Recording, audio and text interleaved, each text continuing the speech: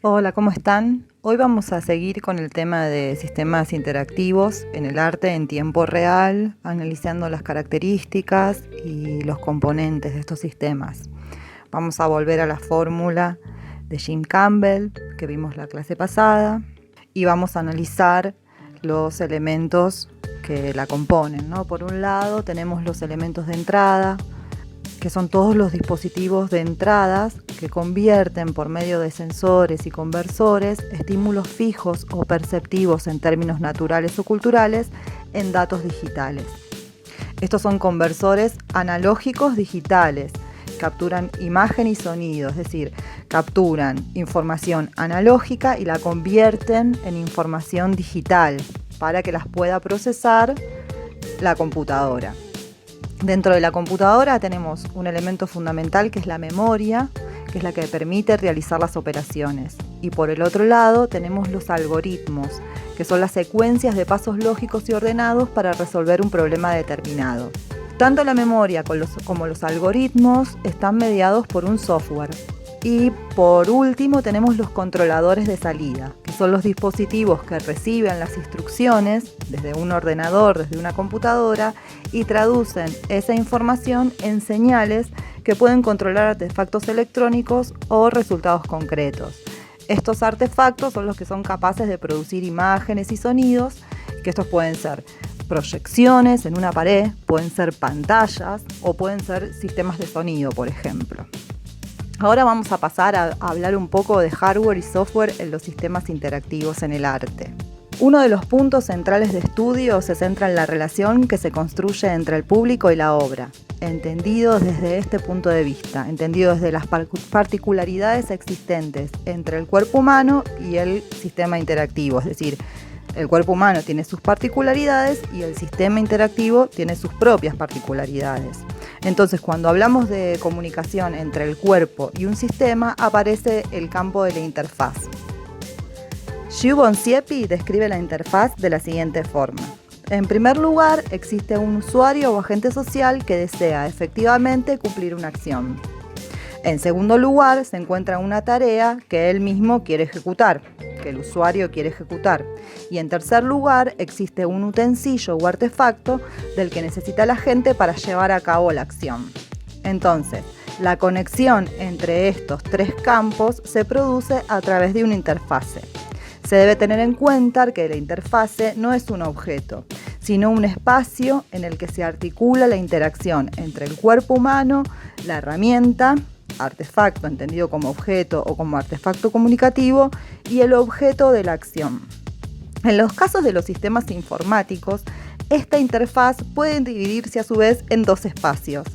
El de los dispositivos comúnmente considerados de entrada o salida, que es el hardware, y el de las aplicaciones o programas que son mediadas a través de estos dispositivos, que sería el software.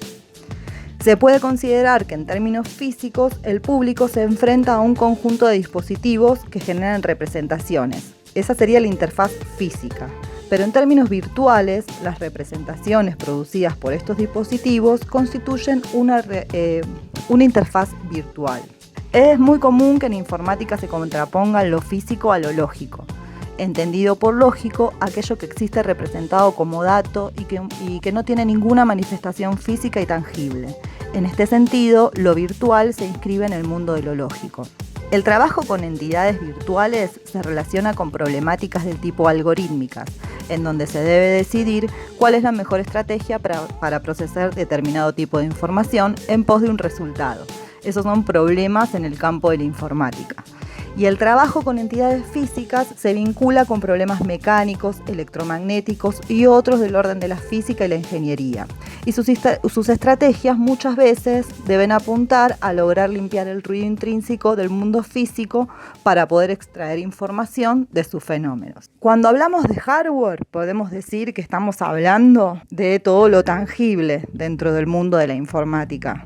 Una placa de video, un mouse, un teclado. Y cuando hablamos de software, estamos hablando de todo aquello que no podemos tocar. Un programa, una aplicación. Por ello, la diferenciación entre uno y otro. Es importante que conozcan cuál es la diferencia entre hardware y software. Después, por otro lado, tenemos los campos de acción, en donde se manifiestan todo lo mencionado anteriormente, que son el sensado, la reproducción, la generación y el control de estos sistemas interactivos. Esta separación de los campos es solamente conceptual, porque en realidad estos campos se vinculan entre sí y trabajan como un todo, se desarrollan como un todo.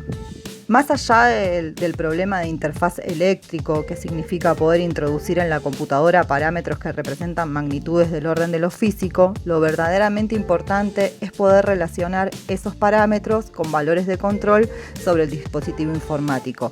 Esto sería el mapeo, es la relación de parámetros del orden de lo físico, es decir, yo puedo tomar una captura de una imagen del lugar vacío y saber que en cuanto se modifica algo, es decir, cuando esa imagen es modificada y hay una persona adentro, es decir, hay una modificación en el campo de lo físico, yo le puedo programar para que la obra responda de determinada manera ante a este cambio físico. Pero para ello yo tuve que traducir esa información al campo virtual, ¿sí? ¿Cómo hago esto? A través de la programación. Después tenemos los diferentes caminos posibles para producir entornos virtuales.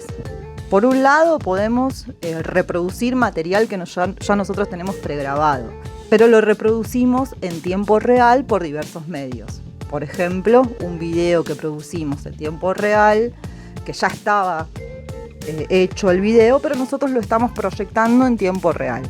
Y por otro lado, podemos también generar en tiempo real imágenes.